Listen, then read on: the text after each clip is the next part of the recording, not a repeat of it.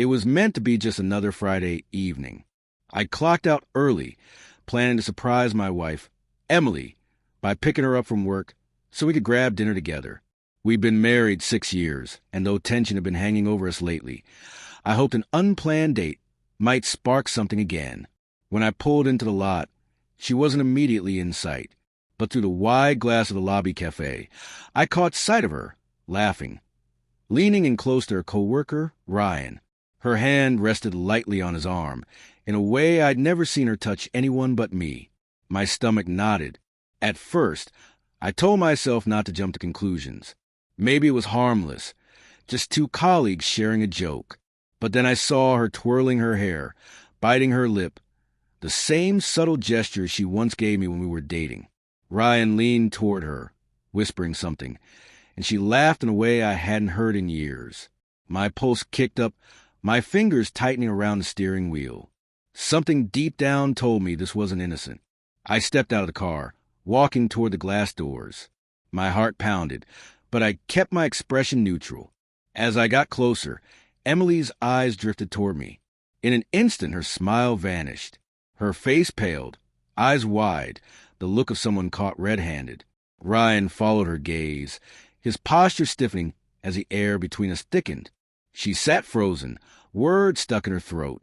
"Emily," I said, voice low but sharp enough to slice through the silence. "Ready to go?" She stumbled through an explanation about it being work-related, but her tone was clumsy and rushed, the kind of pace lies usually take. Ryan mumbled something about heading back to his desk and quickly left.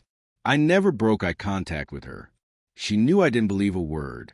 The drive home was quiet. She kept stealing glances at me, as if searching for clues about what I was thinking.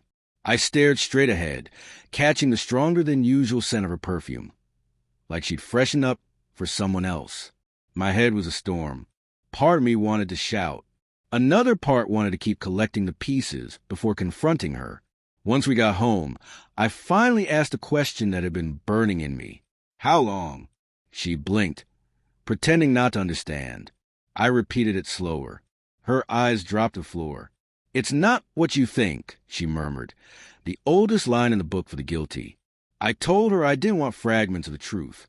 If she hoped to salvage even a shred of respect between us, she needed to be honest.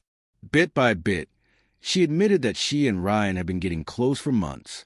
She claimed nothing physical had happened, but the way she dodged my eyes said otherwise. My chest ached, not just because she betrayed me, but because she couldn't even admit it outright. That night, I packed a bag. When she asked where I was going, I told her I needed space. I wasn't going to share a roof with someone who treated my loyalty like it was disposable. Her voice trembled with apologies, but it sounded more like fear than regret. I stayed with Friend for several days. In that time, I replayed the scene at the cafe again and again. The shock on her face when she saw me wasn't the look of someone having an innocent chat. It was the look of someone whose hidden world had just been exposed. That image stayed burned in my mind. In the end, I filed for divorce.